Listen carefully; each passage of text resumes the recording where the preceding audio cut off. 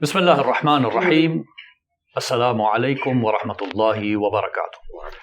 آپ سب کو خوش آمدید کہتے ہیں پروگرام ہم اور اسلام میں۔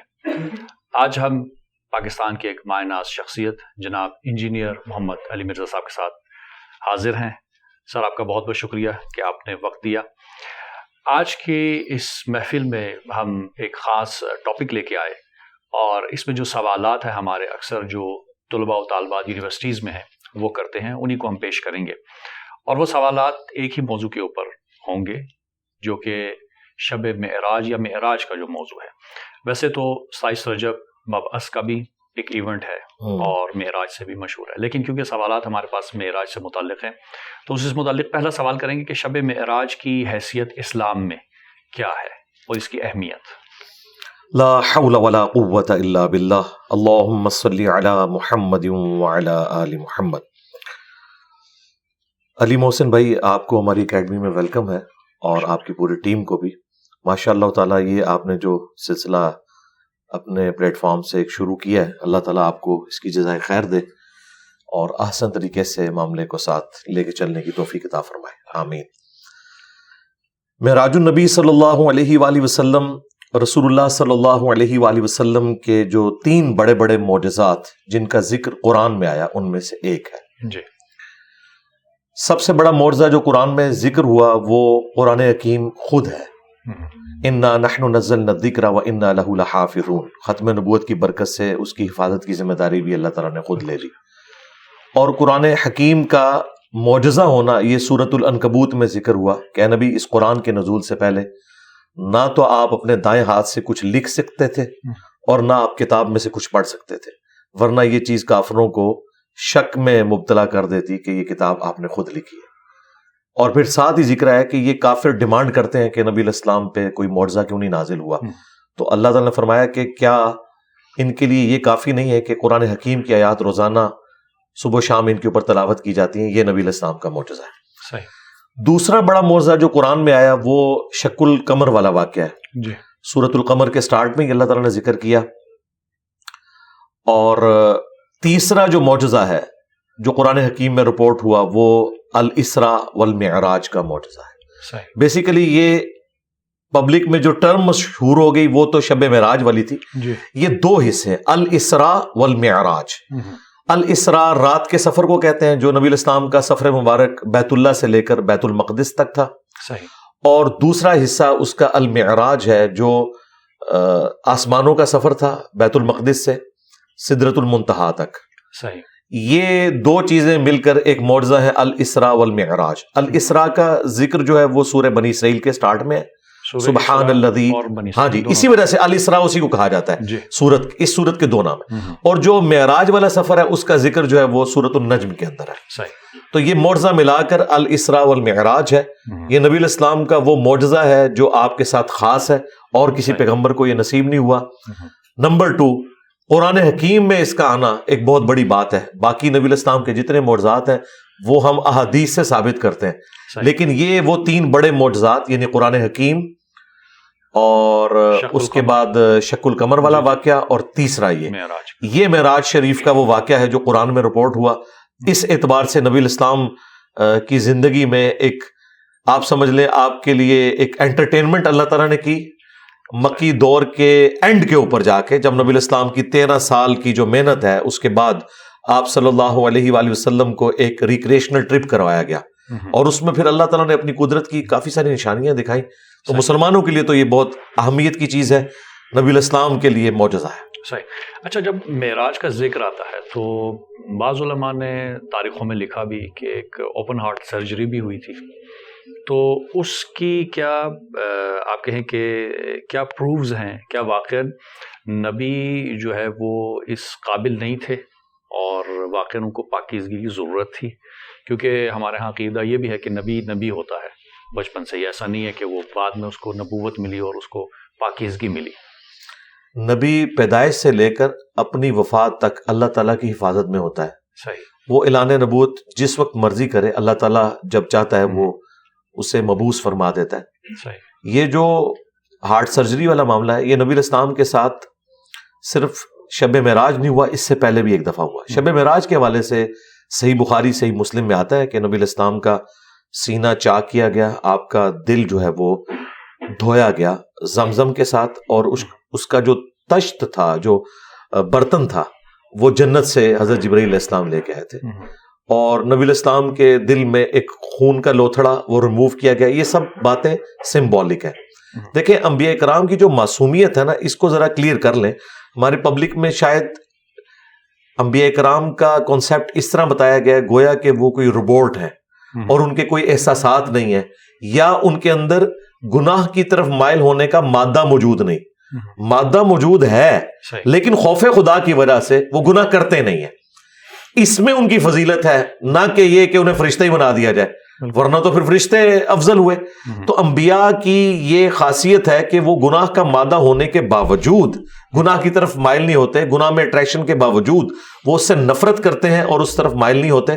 اس کا ثبوت سورہ یوسف میں ہے کہ یوسف علیہ السلام بھی اس عورت کا قصد کر لیتے اگر اپنے رب کی برہان نہ دیکھتے.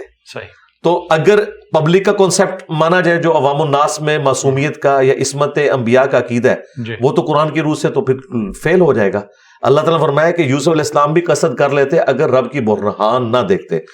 ان کا کانسیپٹ تو یہ ہے کہ وہ قصد کبھی بھی نہ کرتے. نہیں، اللہ تعالیٰ نے اسپیشل پروٹیکشن دی ہے. جی کیا چیز؟ اختیار. یہ کہتے ہیں اختیار ان نبی کے پاس نہیں، اختیار نہیں ہے تو پھر تو ان کی فضیلت ہی ختم ہو جائے گی بھائی. صحیح. پھر فرشتوں میں اور انسانوں میں کیا فرق رہے گا؟ ہم انبیاء کرام کی فضیلت کو ختم نہیں کرنا چاہتے. ہم کہتے ہیں ان کے پاس اختیار بھی ہے، اٹریکشن بھی موجود ہے، اس کے باوجود وہ خوف خدا کی وجہ سے بچ جاتے ہیں. یہ ہے عصمت. اگر یہ اس طرح کا کانسیپٹ ہم عصمت کا مانیں گے تو پھر قرآن پاک کے کن کن واقعات کا ہم انکار کریں گے؟ کئی ایک معاملات قرآن میں تو رپورٹ ہوئے ہیں. حضرت آدم علیہ السلام کی اجتہادی خطا کا ذکر آیا، ہم اسے گناہ نہیں کہتے. حضرت موسیٰ علیہ السلام سے بندہ مر گیا، نوح علیہ السلام نے اپنے کافر بیٹے کے لیے دعا کر دی اور اللہ تعالیٰ نے اس میں بڑے سخت الفاظ استعمال کیے، نوح جاہلوں میں تو نہ ہو. تو یہ چیزیں ہیں. عصمت انبیاء یہ ہے کہ اللہ تعالیٰ انبیاء کرام کو گناہوں سے محفوظ رکھتا ہے، وہ گناہ کی طرف مائل نہیں ہوتے خوف خدا کی وجہ سے. اگرچہ گناہ کے لیے اٹریکشن ان میں موجود ہوتی ہے لیکن اللہ تعالیٰ کا خوف اتنا غالب ہوتا ہے. اس کو میں مثال سے سمجھاتا ہوں. آپ کو کئی دن کا فاقہ ہو اور آپ کی پسندیدہ ڈش آپ کے سامنے آ جائے اور وہ کھانا کھانے سے تھوڑی دیر پہلے کوئی شخص آپ کے کان میں بتا دے کہ اس میں زہر ہے، تو آپ کو اس کی خوشبو بھی اٹریکٹ نہیں کرے گی. اگرچہ آپ کی طلب ہو رہی ہوگی لیکن آپ کہیں گے چھوڑے اس کو، اس کے اندر زہر قاتل چھپا ہے.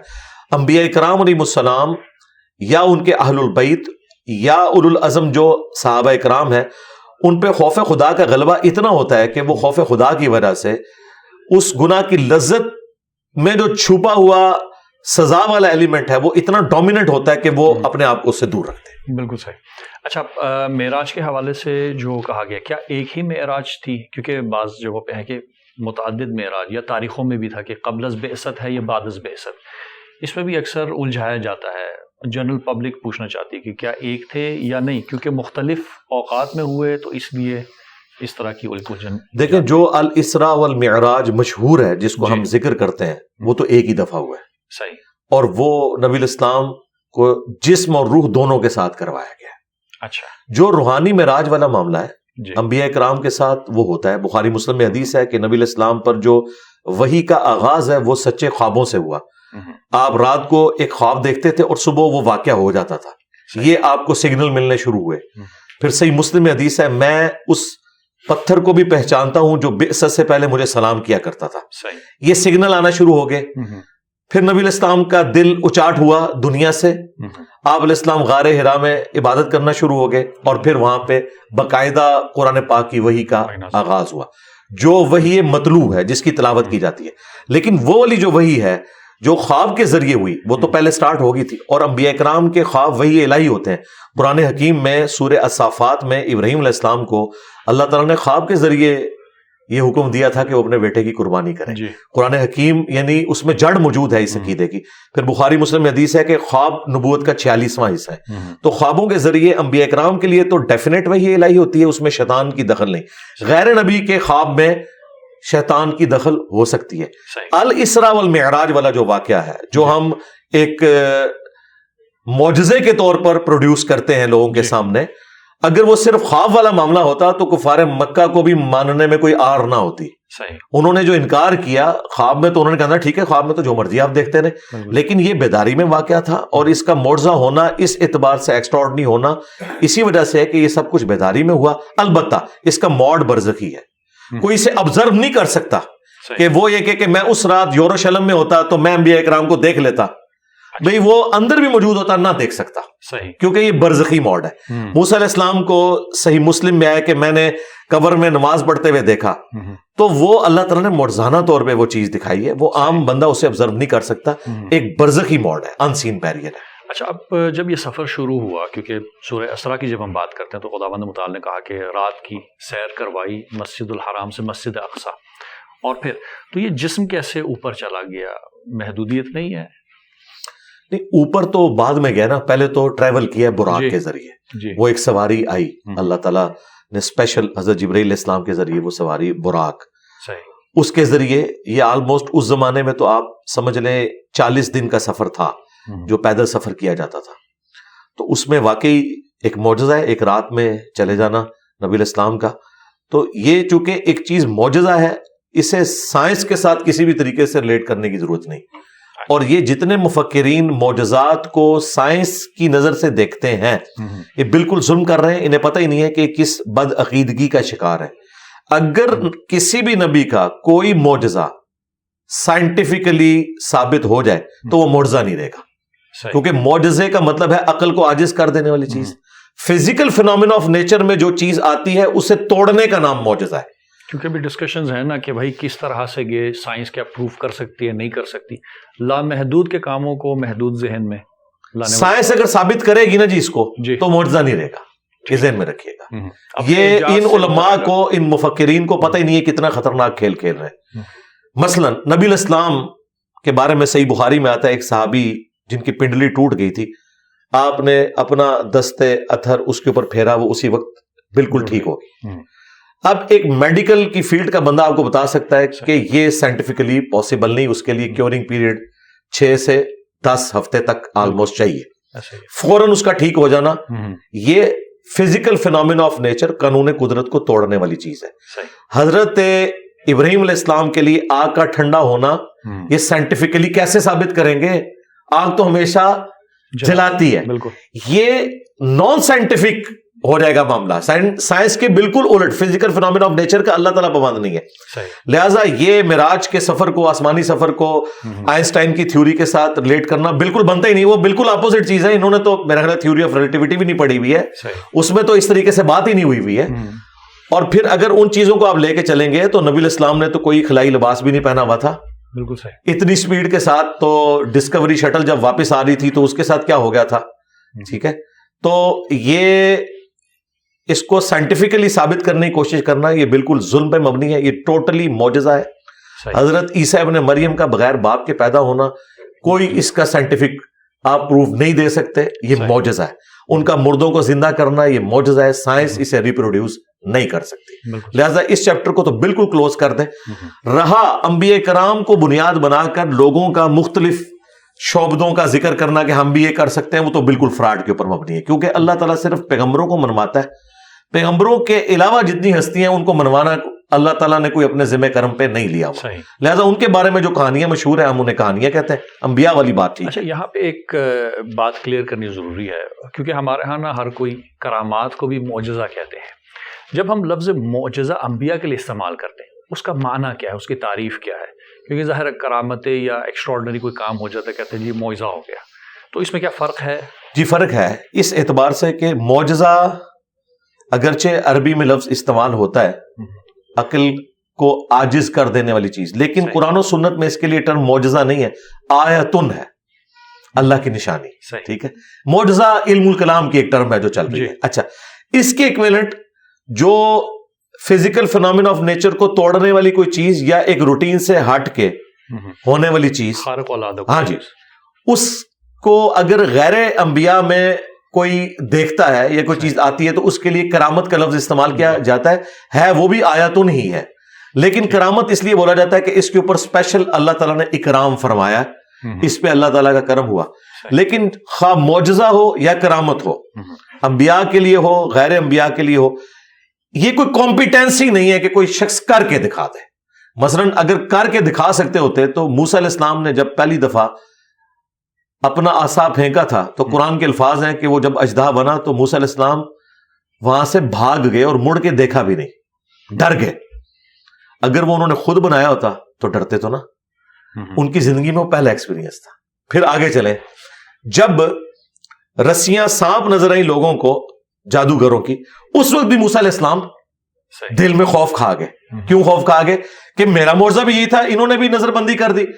اللہ تعالیٰ نے فرمایا کہ تو عصا پھینک. ان کے دماغ میں بھی نہیں تھا کہ اب عصا کیا کرے گا. عصا نے یہ کیا کہ نہ صرف وہ اژدہا بنا بلکہ سیکنڈ سٹیپ اس نے طے کیا، وہ ان کو بھی کھا گیا. پھر تیسرا موقع آیا جب سمندری جھیل پار کرنے کی، اس وقت ساتھیوں نے کہا آپ نے مروا دیا. اللہ تعالیٰ نے پھر وہی کی. بھئی موسیٰ علیہ السلام نے خود کیوں نہیں ڈیسیژن لے لیا؟ انہیں پتا تھا کہ بھئی یہ عصا وہی کچھ کرے گا جو میرے علم ہے، مجھے نہیں پتا آگے اللہ تعالیٰ نے کیا فیصلہ کیا. تو اللہ نے جب بتایا تو اس عصا میں کمپیٹنسی آئی. اور آج وہ عصا اگر آپ کو مل بھی جائے، آپ چاہے کسی یہودی ربائی کے ہاتھ میں دے دیں، ویٹیکن سٹی میں بیٹھے ہوئے پوپ کے ہاتھ میں دے دیں یا امام کعبہ کے ہاتھ میں، اس نے اب دوبارہ اژدہا نہیں بننا. یہ ذہن میں رکھیے گا. وہ موسیٰ علیہ السلام کے لیے خاص تھا. That's all. تو اس کی ڈیفینیشن اب کیا ہوگی معجزے کی؟ نبی کے لیے جو تھا اس میں کیا خاص چیزیں ہیں؟ کون سے ایسے فیکٹرز ہوتے ہیں کہ جس کو ہم پھر کہتے ہیں یہ معجزہ ہے؟ فزیکل فینومینا نیچر کو توڑنے والی چیز. جی ہاں، ہر وہ چیز جو فزیکل فینومینا کو توڑ دے، عقل کو عاجز کر دے، وہ معجزہ ہے. صحیح. ہاں جی. اچھا، اب کرامت کے کیس میں اس طرح کا کوئی معاملہ ہو سکتا ہے، لیکن عموماً جو کرامت والا ایلیمنٹ ہوتا ہے وہ یہ ہے کسی شخص کی دعا قبول ہوگی. مثلا کوئی قحط سالی تھی، ایک بندے نے دعا کی، دور دور تک کوئی بارش کے آثار نہیں تھے، اچانک بارش ہو گئی، تو ہم یہ کہیں گے اگرچہ یہ سب کچھ فزیکل فینومینا کے تحت ہوا ہے، کوئی اس روٹین سے ہٹ کے نہیں ہوا، لیکن اس اعتبار سے تو روٹین سے ہٹا ہوا ہے کہ قحط سالی تھی اور ایک بندے نے دعا کی اور فوراً ہو گئی.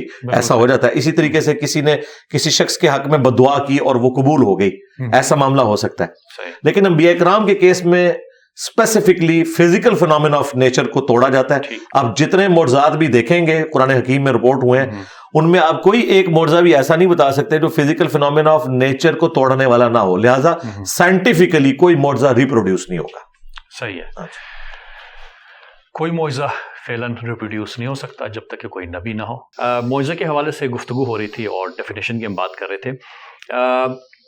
جب شب معراج کی بات ہوتی ہے، ظاہر ہے ایک معجزہ، بارز معجزہ جو قرآن مجید میں اس کا ذکر آیا، تو براق کے اوپر بیٹھ کے رسول خدا صلی اللہ علیہ وسلم نے سفر کیا، اور جب سدرۃ المنتہا کا ذکر آتا ہے تو حدیث میں ذکر ہے کہ جبرائیل رک گئے اور کہا کہ اس سے آگے میں نہیں جاؤں گا. تو کیا وجہ تھی؟ کیا جبرائیل یا ملائکہ کو اس مقام پہ جانا منع تھا، یا کوئی خاص ایسی جگہ تھی جہاں پہ ملائکہ کی آج تک پہنچ نہیں ہے؟ سدرۃ المنتہا کا مطلب یہ ہے یہ انتہائی مقام ہے، منتہا ہے، اس کے بعد مخلوق آگے نہیں جا سکتی. صحیح. ہمارے پاس ذخیرہ احادیث میں کوئی ایسی حدیث موجود نہیں ہے جس میں کوئی یہ ثابت کر سکے کہ رسول اللہ صلی اللہ علیہ وآلہ وسلم سدرۃ المنتہا سے آگے گئے ہیں. اچھا. نبی الاسلام کی معراج کا بھی آخری مقام یہی تھا. صحیح. بخاری میں اتنا ملتا ہے کہ میں نے قلموں کے چلنے کی آواز سنی سدرۃ المنتہا کے اوپر. رسول اللہ کی جو اللہ تعالیٰ سے ملاقات ہوئی ہے جیسا کہ اس کی شان کے لائق ہے، اس میں دیدار شامل نہیں ہے، وہ الگ سے ایک ٹاپک ہے. ملاقات وہ بھی اینڈ پوائنٹ جو ہے سدرۃ المنتہا ہے. اچھا، اب اکثر لوگ یہ بھی پوچھتے ہیں کہ پھر یہ اس سفر کا مقصد کیا تھا؟ جی. تو وہ قرآن نے بیان کیا ہے کہ ہم اپنے بندے خاص کو اپنی نشانیاں دکھانا چاہتے تھے.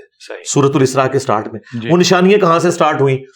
وہ سنن النسائی میں حدیث تفصیل کے ساتھ موجود ہے، اور دلائل النبوہ امام بیہقی کی کتاب میں کہ نبی الاسلام جب بیت اللہ شریف سے نکلے ہیں اس براق پہ، تو سب سے پہلے آپ کو لے جایا گیا ہے حضرت موسیٰ علیہ السلام کے کوہ طور کے اوپر. وہ آپ کو زیارت کروائی گئی ہے. اس کے بعد نبی علیہ السلام کو، بلکہ اس سے بھی پہلے آپ کو مدینہ شریف دکھایا گیا اور کہا گیا یہ طیبہ ہے، یہ نبی علیہ السلام کا ہجرت کے بعد مسکن بنے گا. صحیح. ٹھیک ہے. یہ حدیث اس بات کا ثبوت ہے کہ واقعہ معراج ہجرت سے پہلے ہوا ہے، کیونکہ حضور کو بتایا گیا آپ نے الٹیمیٹلی یہاں آنا ہے. پھر آپ کو کوہ طور جہاں پہ موسیٰ علیہ السلام اور اللہ تعالیٰ کی ملاقات تھی وہ دکھایا گیا.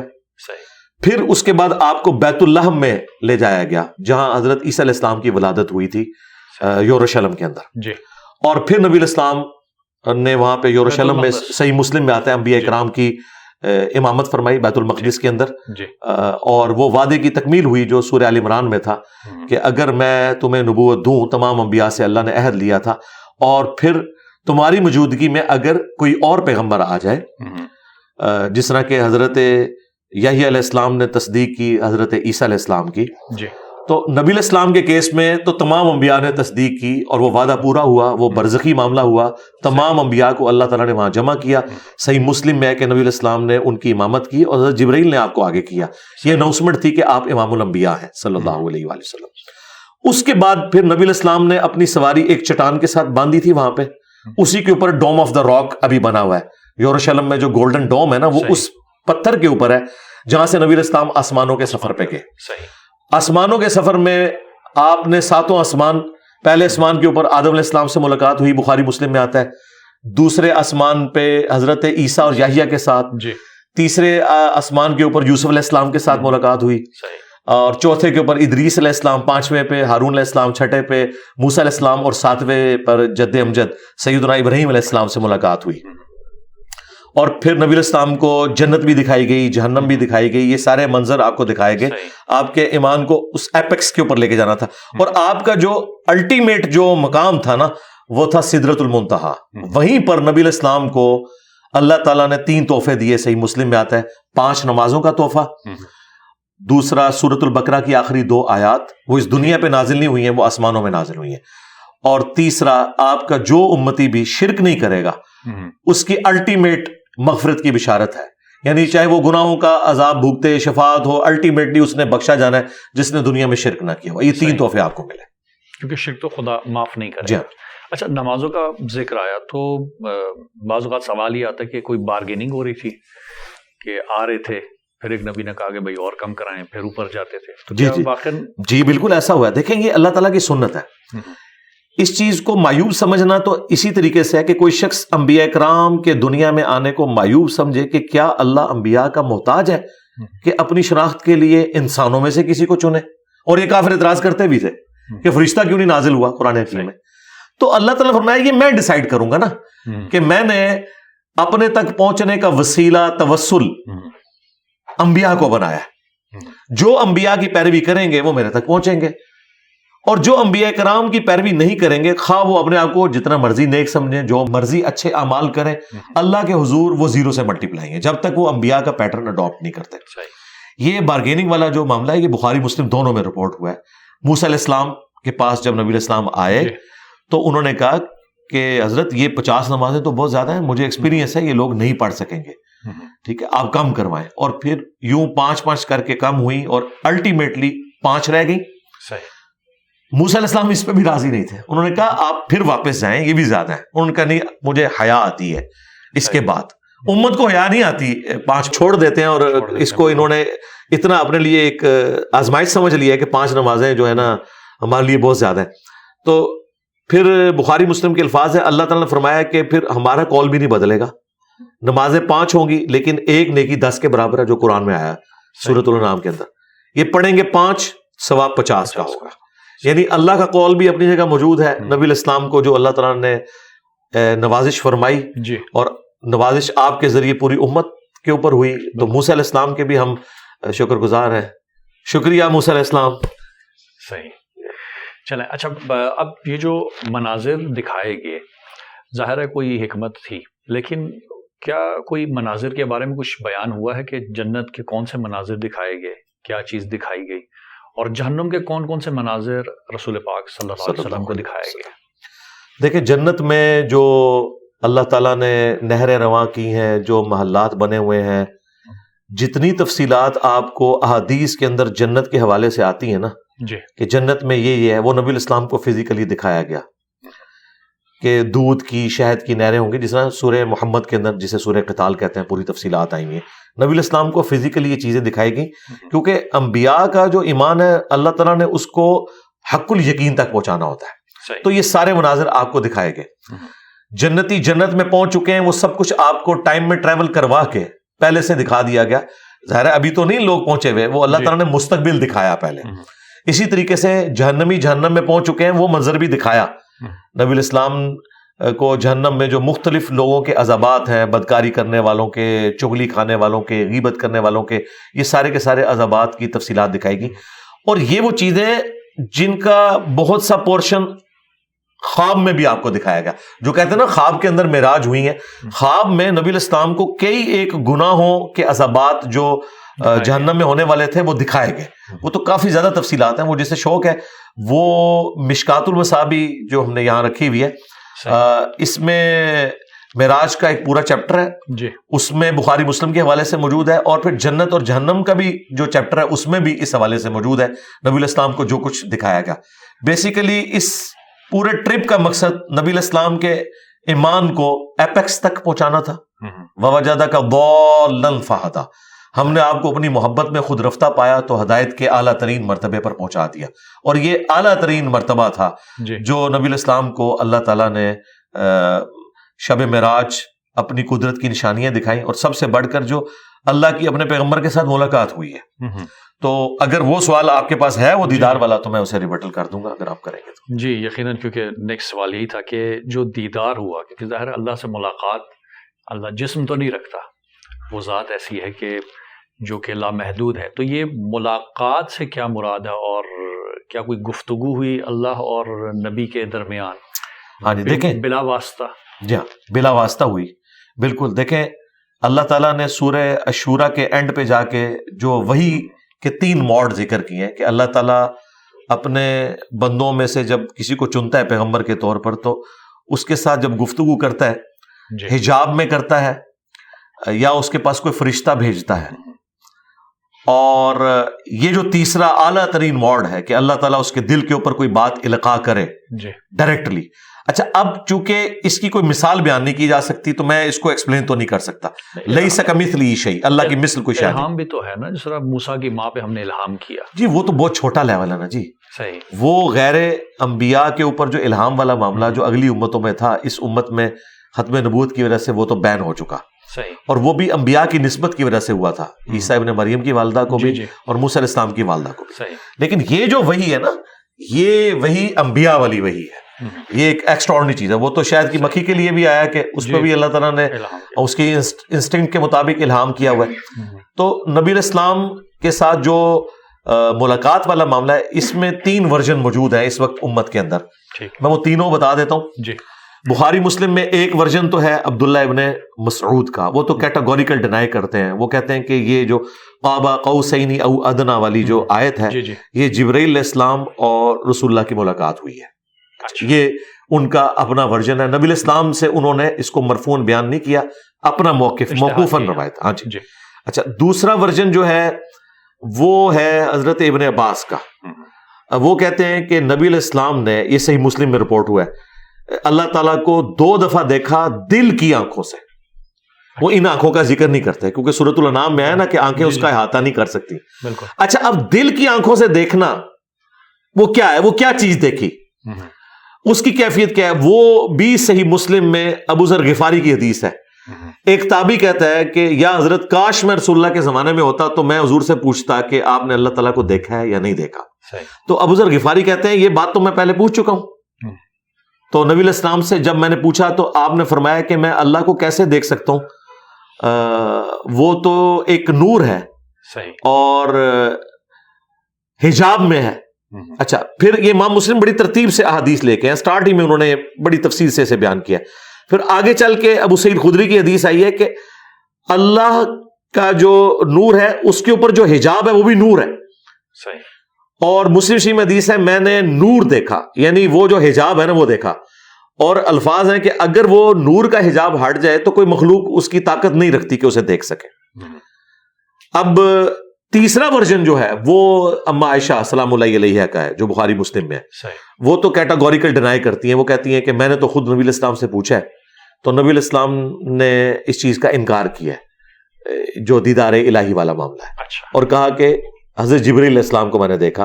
اور اما عائشہ کہتی ہیں کہ اس شخص نے اللہ پر جھوٹ باندھا جو یہ کہے کہ نبی علیہ السلام نے اللہ کو دیکھا. تم قرآن نہیں پڑھتے؟ سورۃ الانعام میں آیا کہ آنکھیں اس کا احاطہ نہیں کر سکتی، وہ آنکھوں کا احاطہ کر لیتا ہے. اچھا، ان ساری چیزوں کو جمع کر کے جو آپٹیمل ورژن ملتا ہے وہ یہ ہے کہ نبی علیہ السلام کا اللہ تعالیٰ کو سر کی آنکھوں سے دیکھنا یہ تو ثابت نہیں ہے جی. اچھا، اب دل کی آنکھوں سے مراد کیا خواب کی کیفیت ہے یا کوئی اور کیفیت ہے؟ تو جامع ترمذی میں ملتا ہے کہ میں نے اپنے رب کو خواب میں احسن صورت میں دیکھا، اور پھر نبی الاسلام نے باقاعدہ ایک دعا کی جو رپورٹ ہوئی ہے، اللہم انی اسألک فعل الخیرات و ترک المنکرات. یہ لمبی دعا ہے، یہ مسند احمد میں بھی رپورٹ ہوئی ہے. امام ترمذی نے اس حدیث کو صحیح کہا ہے، اور ساتھ انہوں نے لکھا ہے کہ میں نے امام بخاری سے پوچھا تو انہوں نے بھی اس حدیث کو صحیح کہا. تو خواب میں دیکھنے کے اوپر تو یعنی اتفاق ہے، دل کی آنکھیں کہہ لیں، خواب کہہ لیں.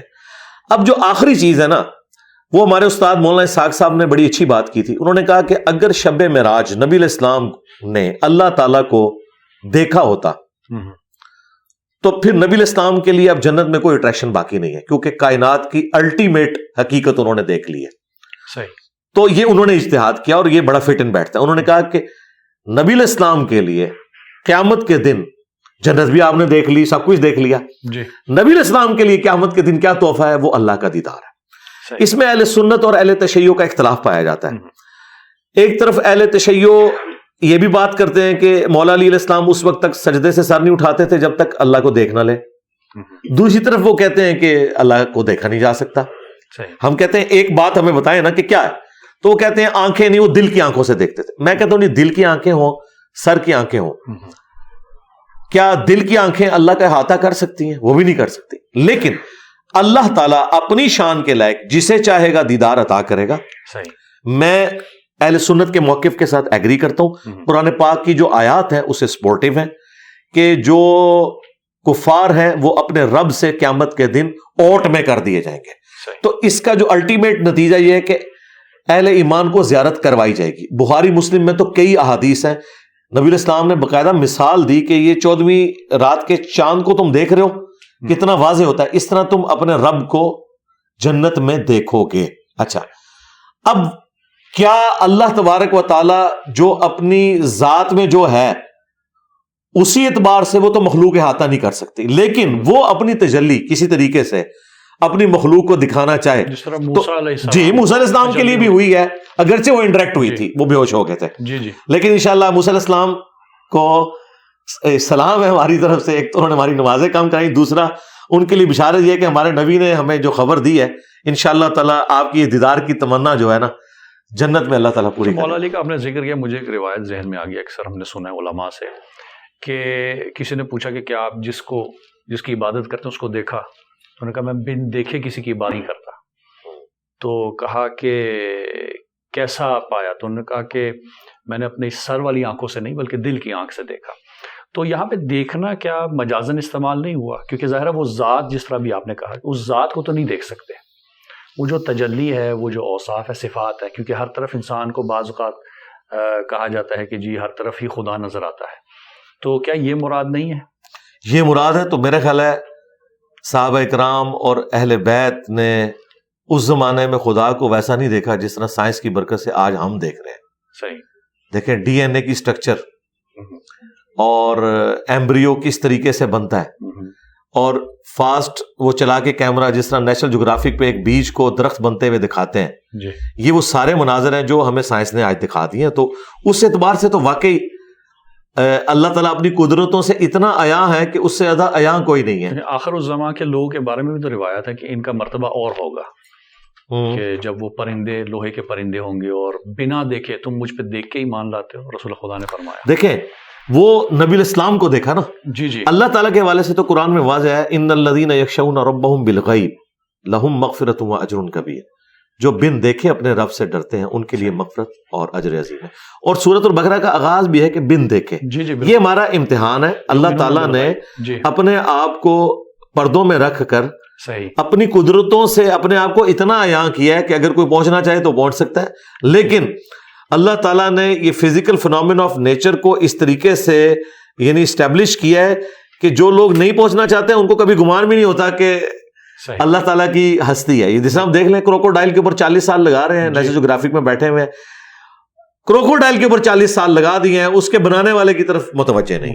اچھا ایک بات آپ نے بھی کی، آپ نے اپنے استاد کا حوالہ دیا، رسول خدا کے لیے کوئی اٹریکشن نہیں ہے اب قیامت میں، یعنی جنت کو دیکھنے کی، کیونکہ رب سبحانہ تعالیٰ نے جب اپنے آپ کو دکھا دیا, تجلی کروا دی ملاقات میں, تو ہم یہ بھی تو سنتے ہیں کہ وجہ تخلیق کائنات ہی یہ ذات ہے, اور سب سے پہلے نور, جس نور کو خداوند متعال نے خلق کیا, تو ان کے لیے تو جنت تو پھر اٹریکشن تو نہ ہوئی, جس کی وجہ سے, کیونکہ کائنات جب ہم بات کرتے ہیں تخلیق کی, خلقت شروع ہوئی, تو اس میں جنت اور دوزخ بھی تو شامل ہیں یا نہیں؟ دیکھیں جنت کی تو اٹریکشن اللہ تعالیٰ نے ہر انسان کے اندر رکھی ہے, اس میں تو کوئی شک نہیں ہے.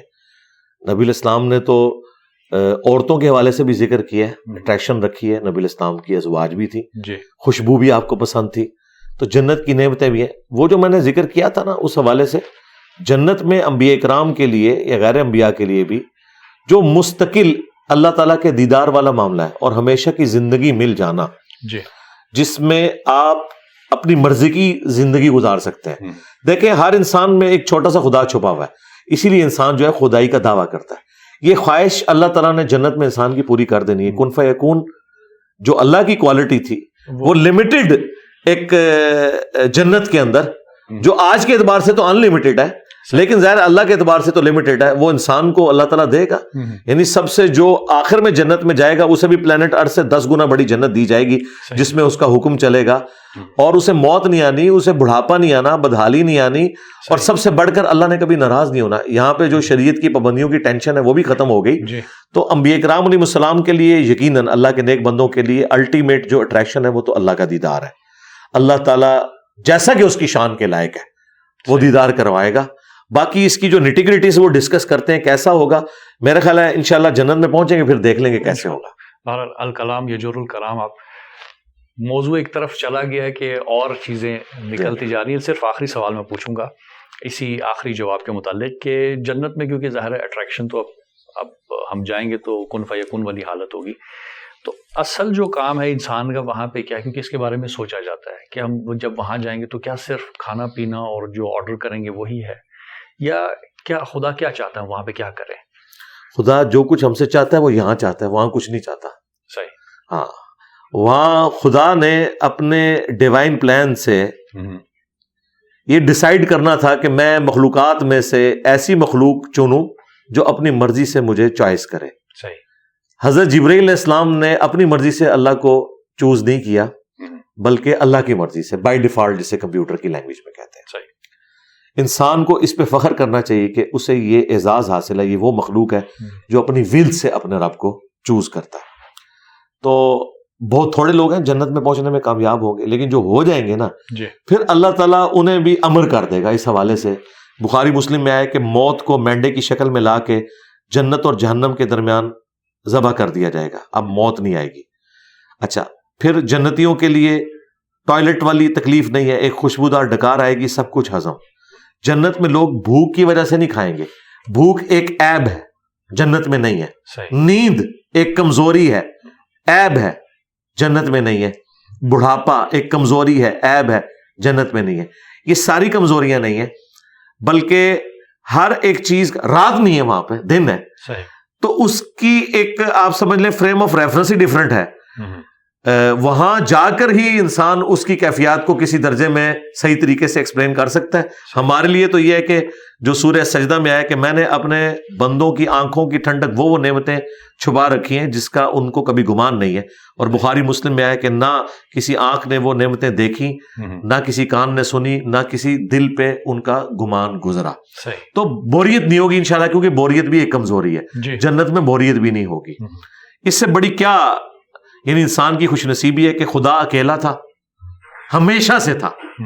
اس نے محض اپنے فضل و کرم سے ہمیں پیدا کیا اور تھوڑی سی زندگی ہم سے کہا کہ مجھے دو, تمہیں بھی امر کر دوں گا, تمہیں بھی ہمیشہ کی زندگی دے دوں گا, اور تمہیں بھی کن فیکون والی وہ کوالٹی کسی درجے میں خالق اور مخلوق کے فرق کے ساتھ دے دوں گا. اس کے لیے میں نے ایک ٹرم ڈیوائز کی تھی, جیسے صوفیاء نے وحدت الوجود اور وحدت الشہود اور علم الکلام کی ٹرم ہے منی گاڈ, الہ کے معنوں میں نہیں. جس طرح کہ یوسف علیہ السلام نے کہا کہ تم میں سے ایک شخص اپنے رب کو شراب پلائے گا, رب کا لفظ استعمال کیا, حالانکہ رب تو اللہ ہے. تو یہ اس اعتبار سے کہ ایک کوالٹی تو اللہ کے ساتھ کوئی شیئر نہیں کر سکتا, اور وہ ہے ہمیشہ سے ہونا. باقی جو اللہ کی یہ 2 کوالٹیز ہیں, یہ اللہ کا کرم ہے کہ اس نے اپنے بندوں کو اپنے ساتھ شامل کر لیا ہے. کون سی کوالٹی؟ کہ موت کا نہ آنا, اگرچہ ہماری زندگی مستعار ہے اس سے, جی لیکن موت نہیں ہے، تو یہ بہت بڑی بات ہے۔ دوسرا ہماری مرضی چلنا، ٹھیک ہے، یہ اللہ تعالیٰ کی کوالٹی تھی، یہ اللہ تعالیٰ انسان کو کسی درجے میں دے گا تو انشاءاللہ کوئی بوریت نہیں ہوگی۔ اللہ تعالیٰ کی نہ کوئی بیوی نہ کوئی بچے، اس کے باوجود اللہ بھی تو بور نہیں ہو رہا نا، بوریت تو کمزوری ہے، اللہ کی طرف منسوب نہیں کر سکتے، تو انشاءاللہ جنت میں ہم بھی بور نہیں ہوں گے انشاءاللہ۔ بہت بہت شکریہ۔ اچھا علی بھائی، یہ بتائیے گا کہ معراج کا جب ذکر ہوتا ہے، ظاہر اب ہم نے معراج کے سلسلے کو شروع کیا، اس سفر کیسے شروع ہوا، کہاں پہ، اور جو سلسلے دکھائے گئے، جب نبی کریم صلی اللہ علیہ وسلم واپس تشریف لائے تو یہ ایک چیلنج تھا، ظاہر ہے۔ اب اس کی خبر صرف آپ کو ہی تھی اور کسی کو نہیں تھی، تو یہ کس طرح سے بات پھیلی، اور پھر مشرکین کا جس طرح سے اس کے اوپر ریاکشن دکھانا، تو اس حوالے سے اگر تاریخی حوالے سے ہمیں دیکھیں، ریاکشن جو ہے وہ تو آیا یقیناً، ایک ایکسٹراڈنری واقعہ، ابھی بھی ریاکشن آئے گا، آج کے اس دور میں بھی آسمانوں کی سیر تو کوئی سوچ بھی نہیں سکتا، تو ظاہر ایک معجزہ تھا، اور انہوں نے جس طرح باقی چیزوں کا مذاق اڑایا، اس کا بھی اڑایا، اور وہ ہمیں المعجم الکبیر طبرانی میں تفصیل کے ساتھ ملتا ہے، دلائل النبوہ میں حضرت ابوبکر صدیق رضی اللہ تعالیٰ عنہ کو باقاعدہ ٹونٹ کیا کافروں نے کہ بتاؤ اگر کوئی شخص یہ دعویٰ کرے کہ راتوں رات وہ بیت المقدس گیا ہے، پھر آسمانوں پہ گیا ہے، ان کا یہ تو پاسبل نہیں ہے، تو ان کا تمہارا صاحب یہی کہہ رہا ہے، تو ان کا اگر رسول اللہ کہہ رہے ہیں نا، تو اس سے بڑی چیزیں میں نے مان لی ہوئی ہیں، تو وہ سچ کہہ رہے ہیں، اور اسی بنیاد پہ آپ کا صدیق لقب ٹھہرا۔ اچھا، اب اس سے اگلا ورژن بھی آیا ہے جو بخاری مسلم میں ہے، کہ پھر کافروں نے کہا اچھا اگر آپ واقعی گئے ہیں نا تو ہم آپ سے کچھ کوشچنز کریں گے، آپ ریبٹل کریں ان کو، بتائیں بیت المقدس کے دروازے کتنے ہیں، کتنی سیڑھیاں آپ چڑھے تھے، کلر کیا تھا دیواروں کا، آپ مجھے بتائیں، مجھے 2 سال ہو گئے اس اکیڈمی کی سیڑھیاں چڑھتے ہوئے، میں نے کبھی گن کے تو نہیں چڑھا۔ ایک انسان جب زندگی میں گئے ایک دفعہ، اور اس کے لیے تو ایک ایکسائٹمنٹ ہی اتنی ہے، ان چیزوں کی طرف تو توجہ نہیں ہوتی۔ بخاری مسلم کے الفاظ ہیں، میں حتیم کعبہ میں کھڑا تھا اور لوگ مجھ سے سوال پوچھ رہے تھے، میں اتنا پریشان ہوا کہ اعلان نبوت کے بعد پہلی دفعہ میں اتنا پریشان ہوا تھا کہ مجھے ان کی باتوں کے جواب نہیں آ رہے تھے کہ میں نے اب کیا جواب دینا ہے، تو اللہ تعالیٰ نے اسی لمحے بیت المقدس کو اٹھا کے میری نگاہوں کے سامنے کر دیا۔ حتیم کعبہ میں حضور کھڑے میں، اور بخاری مسلم کے الفاظ ہیں، میں بیت المقدس کو اپنے سامنے دیکھ رہا تھا، وہ جو مجھ سے پوچھتے تھے نا، بتاؤ کہ فلاں دروازہ کس جگہ پہ ہے، تو میں دیکھ کے بتا دیتا تھا، تو وہ سارے کے سارے پھر خاموش ہو گئے۔ یہ نبی علیہ السلام کے ساتھ ایک معجزانہ معاملہ اللہ تعالیٰ نے کیا، اور یہ آپ علیہ السلام کو اللہ تعالیٰ نے کوالٹی عطا فرمائی تھی۔ قافلہ بھی تو ایک آیا تھا نا؟ جی، قافلے والا بھی واقعہ رپورٹ ہوا ہے، اور بھی کافی سارے واقعات رپورٹ ہوئے ہیں، لیکن وہ چونکہ تاریخی روایتیں ہیں ان میں کمزوریاں بھی موجود ہوتی ہیں، میں چونکہ کوشش کرتا ہوں کہ جو احادیث کی کتابوں میں جتنی چیزیں رپورٹ ہوئی ہیں نا ان کے اوپر ایمفسائز کروں۔ اچھا، اب یہ جو سلسلہ ہے معراج کا، یہ قبل از بعثت، کیونکہ ظاہر ہے مدینہ شریف دکھایا گیا کہ آپ کا مسکن یہ ہوگا، تو خود معراج کے حوالے سے اس کے بعد جو رپورٹ ہوئی ہیں کہ کب کب ہوئی، اس کے کوئی تاریخی ہمارے پاس موجود ہیں دلائل یا نہیں؟ بس اسی حد تک علماء نے بیان کیا کہ کچھ اور معراج بھی ہوئے ہیں۔ جی، اور جو معراج ہے وہ خواب میں تو مختلف مواقع کے اوپر نبی علیہ السلام کو مناظر نہیں، اس طرح نہیں، یہ معراج ایک ہی ہے جی۔ اچھا، ہاں جی، اسی لیے آپ دیکھیں اس کے علیحدہ سے چیپٹرز بنے ہوئے ہیں بخاری مسلم میں، معراج کا واقعہ اس کے اوپر باقاعدہ ایک پورا باب ہے، اس میں تفصیلی حدیث موجود ہے۔ اسی طریقے سے مسلم شریف میں وہ اسی ایک معراج کی طرف ہی اسے ڈسکس کیا جاتا ہے۔ جسمی اور روحی دونوں اکٹھا کہتے ہیں، تو اس کے اوپر کیا کوئی نص یا کوئی دلیل ہے؟ جی، دلیل موجود ہے، بعض نے اکتفا کیا بعض روایت میں کہ صرف خواب کے عالم میں، بعض نے صرف روحانی معراج کی بات کی، تو یہ جسمی اور روحی جب ہم اکٹھا کرتے ہیں تو اس کے بارے میں دیکھیں، یہ کچھ دور کی کتابوں میں حضرت عائشہ اور حضرت معاویہ کا قول ملتا ہے، لیکن اصول محدثین پہ وہ ثابت نہیں ہے کہ یہ معراج خواب میں ہوئی تھی۔ صحیح۔ البتہ صحیح بخاری میں 3 جگہ پہ امام بخاری یہ روایت لے کے آئے ابن عباس سے، انہی لوگوں کو جواب دینے کے لیے۔ سورہ بنی اسرائیل کی آیت نمبر 60 میں آیا کہ ہم نے جو آپ کو وہ رؤیا دکھایا تھا وہ ہم نے آزمائش بنا دیا ان لوگوں کے لیے۔ اب رؤیا آنکھ سے دیکھنے کو بھی کہتے ہیں، خواب میں دیکھنے کو بھی کہتے ہیں۔ ابن عباس یہ آیت پڑھا کرتے تھے اور کہتے تھے کہ یہ رؤیا سر کی آنکھوں سے ہے، دل کی آنکھوں سے نہیں ہے، یعنی ابن عباس اعلانیہ یہ کہا کرتے تھے کہ نبی علیہ السلام کی جو معراج والا معاملہ ہے یہ فزیکل ہے۔ پھر عبد کا لفظ بھی صرف روح کے اوپر نہیں بولا جائے گا، ہاں ظاہر ہے، کلیئر کٹ ہے، اہل سنت اہل تشیع کا اس کے اوپر اجماع ہے چند ایک آج کل کے کچھ مستقبل میں بھی آنے والے شاید کوئی مفکرین اس طرح کے معاملات کو گود لیں، لیکن ماضی میں ان کے لیے کوئی اصل نہیں موجود. ماضی میں جو احادیث کی کتابیں ہیں وہ بالکل 180 ڈگری دوسری طرف کھڑی ہوئی ہیں. دیکھیں امام بخاری نے باقاعدہ چیپٹر کی ہیڈنگ میں وہ آیت ڈال کے نیچے ابن عباس کا قول ڈالا ہے تاکہ کوئی اس میں باطل داخل نہ کر سکے اور اس کو کہیں روحانی سفر بنانے کی کوشش نہ کرے. یہ معجزہ تھا. مسلمانوں کو قرون اولیٰ میں پتہ ہی نہیں ہے کہ خواب میں بھی کوئی معراج ہوتی ہے، اس طرح کی معراج. وہ خواب میں نبی الاسلام پہ تو ایک نہیں درجنوں دفعہ وہی نازل ہوئی ہے، لیکن یہ جو ایک واقعہ ہے الاسراء والمعراج والا، یہ فزیکل واقعہ. صحیح. اچھا، اب 27 رجب چونکہ ظاہر مبعث کا بھی ایک عنوان ہے اور رسول پاک صلی اللہ علیہ وسلم نے اعلان بعثت یا اعلان نبوت کیا، تو یہ بھی 27 رجب. اچھا، اب کیونکہ یہ دو تاریخیں مل گئی ہیں، اکثر ہمارا یہاں ہوتا ہے کہ جب اس قسم کی کوئی خاص تاریخیں جب آتی ہیں تو اس کی جو شب ہوتی ہے اس میں کہا گیا کہ یہ خاص اعمال کریں. تو کیا ہمارے سلسلے روایات میں کوئی اعمال ذکر ہوئے ہیں ان خاص راتوں کے لیے، یا نہیں بس ایسے ہی لکھ دیا کیونکہ فضیلت کی رات ہے؟ یہ صوفیاء کے ہاں ہی کچھ انہوں نے نوافل وغیرہ ذکر کر دی ہیں. احادیث میں تو اس طرح کی کوئی تفصیلات نہیں آتی ہیں. احادیث میں جس رات کو ایمفیسائز کیا گیا وہ شب قدر ہے، جو رمضان المبارک کے آخری عشرے کی طاق راتوں میں آتی ہے. بخاری مسلم میں موجود ہے اور اسی کی فضیلت آئی ہے. اسی کے بارے میں قرآن میں آیا کہ اہم فیصلے بھی اسی رات میں ہوتے ہیں اور پوری سورۃ القدر نازل ہوئی.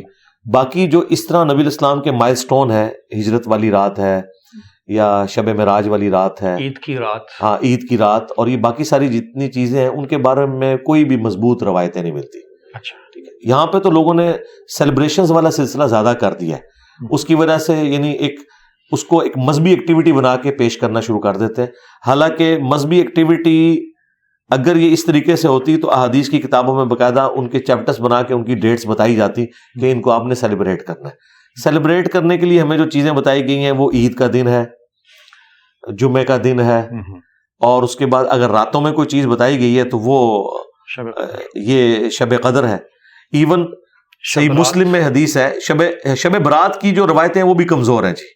اچھا، اہل سنت اور اہل تشیع میں تو بالکل وہ شعبانیہ کوئی اور ہے، یہ والا شعبان کا اور ہے. ہاں، وہ کمزور روایتیں.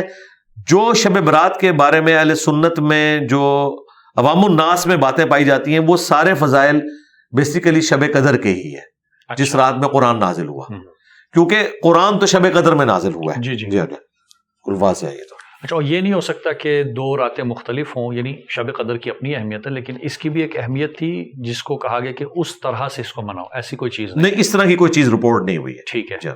تو اس کے حوالے سے یہ نہیں کہ جو دن بھی جس کو کہ 15 شعبان کا دن پھر روزہ بھی رکھا جاتا ہے عموماً. 15 شعبان کا روزہ اس اعتبار سے تو ثابت ہے صحیح مسلم میں کہ نبی الاسلام نے جو سرڑ شعبان کے روزے کا حکم دیا ہے جی، اور ایام 20 کے جو 3 روزے تھے 13، 14 اور 15 وہ آپ پورا سال رکھا کرتے تھے، اس اعتبار سے تو ہے. پھر ایک اور حدیث النسائی میں ہے کہ نبی الاسلام نے فرمایا کہ آپ شعبان المعظم میں روزے رکھتے تھے. پوچھا گیا کیوں؟ تو فرمایا کہ شعبان میں نامہ اعمال اللہ کے حضور پیش ہوتے ہیں، اس لیے میری خواہش ہے کہ میں روزے کی حالت میں ہوں. تو شعبان کی ایک اپنی فضیلت اس اعتبار سے ہے. عائشہ کا قول ہے بخاری مسلم میں کہ نبی الاسلام پورا شعبان ہی روزہ رکھا کرتے تھے. ایون عائشہ کہتی ہے میں اپنے رمضان کے جو چھوٹے ہوئے روزے ہیں ان کی قضا شعبان میں دیتی تھی کیونکہ نبی الاسلام روزے سے ہی ہوتے تھے. تو شعبان کی اس اعتبار سے تو اہمیت اپنی جگہ موجود ہے. جی. اچھا، اب آخری کیونکہ میں سوال لوں گا وہ یہ کہ میسج آپ کی طرف سے ہمیں ایک چاہیے، وہ اس حوالے سے کہ رجب، شعبان اور رمضان یہ 3 مہینوں کی بہت اہمیت بیان ہوئی. رجب کہا گیا کہ اللہ کا مہینہ، شعبان رسول اللہ صلی اللہ علیہ وسلم، اور رمضان امت کا مہینہ. تو کیا تیاری کرنی چاہیے؟ کون سی ایسی چیزیں جس کو لازمی طور پر ہماری جو جوان نسل ہے اس کو دیکھے تاکہ اپنے آپ کو آہستہ آہستہ اس طرف لے کے آئے؟ دیکھیں، جو رمضان المبارک ہے نا یہ تو اوبلیگیٹری چیز ہے. جی. ہاں، اس کے بارے میں تو کلیئر کٹ ہے. وہ بخاری مسلم میں حدیث ہے کہ اسلام کی بنیاد 5 چیزوں کے اوپر ہے. شہادتین کے بعد نماز کو قائم کرنا، زکوٰۃ، اور اس کے بعد رمضان کے روزے اور حج بیت اللہ اگر استطاعت ہو. تو ظاہر ہے شعبان المعظم سے تیاری والا سلسلہ تو شروع ہو جاتا ہے، لیکن اس میں بھی نبی الاسلام نے فرمایا کہ شعبان کے آخری عشرے میں کوئی شخص روزے نہ رکھے سوائے اس کے جو شروع سے رکھتا آ رہا ہے، اچھا، تاکہ رمضان کی اہمیت اپنی جگہ رہے۔ دیکھیں رمضان کو تو اللہ تعالیٰ نے اسپیشل پروٹوکول دیا ہے نا، جی شاہر رمضان الذی انزل فیہ القرآن، بالکل ٹھیک ہے۔ باقی وہ ٹھیک ہے، رجب کا مہینہ ایک حرمت والا مہینہ بھی اپنی جگہ ہے، اللہ تعالیٰ کے ساتھ اس کی نسبت ہے، لیکن جو رمضان کا مہینہ ہے یہ بھی اللہ ہی کا مہینہ ہے اس اعتبار سے کہ اوبلیگیٹری ایک چیز، ہاں۔ اور پھر دیکھیں رمضان کے اوپر ایک پورا رکوع سورۃ البقرہ میں ہے جس میں روزے کے احکامات بتائے گئے، تو میرا خیال ہے کہ رمضان کا خدا بھی وہی ہے جو غیر رمضان کا خدا ہے، ہمیں پورا سال ہی اللہ تعالیٰ کی طرف کمٹمنٹ کرنی چاہیے، لیکن پھر بھی چلیں ایک رمضان ایک ذریعہ ہے، اور رمضان شریف جب آتا ہے اللہ تعالیٰ کی طرف سے مخلوقات کے لیے اناؤنسمنٹ کی جاتی ہے رحمت کے اعتبار سے، وہ تفصیلی احادیث ہیں اس حوالے سے، وہ الگ سے کبھی رمضان مبارک کے اوپر کوئی ٹاپک ہوا تو میں انشاءاللہ اس کے مسائل بھی فضائل بھی انشاءاللہ ضرور ذکر۔ شعبان میں کیا خاص چیزوں کا خیال رکھیں کہ رمضان کے اندر اچھی تیاری ہو؟ شعبان میں جن چیزوں کا خیال رکھنا ہے اس میں روزوں کی ہی امپورٹنس ہے جو رپورٹ ہوئی ہیں، ٹھیک، کہ نبی الاسلام پورا شعبان ہی روزے رکھا کرتے تھے، بہت کم ہوتا تھا کہ آپ کوئی روزہ چھوڑیں، تو روزوں کے اعتبار سے رپورٹ ہوا ہے۔ رہا رجب کے حوالے سے کوئی اہل سنت کے ہاں تو اس طرح کی احادیث نہیں ملتی کہ وہ اسپیشل کسی روزے کا ذکر ہو یا اس طرح کا ہو، بہرحال ایک تو ہے کہ وہ حرمت والا مہینہ ہے، جی یہ اس کے لیے بہت بڑی فضیلت ہے۔ صحیح، بہت شکریہ۔ اسی کے ساتھ ہمارا وقت ختم ہوا چاہتا ہے، آپ سب سے اجازت چاہتے ہیں، والسلام علیکم ورحمۃ اللہ وبرکاتہ۔ وعلیکم السلام۔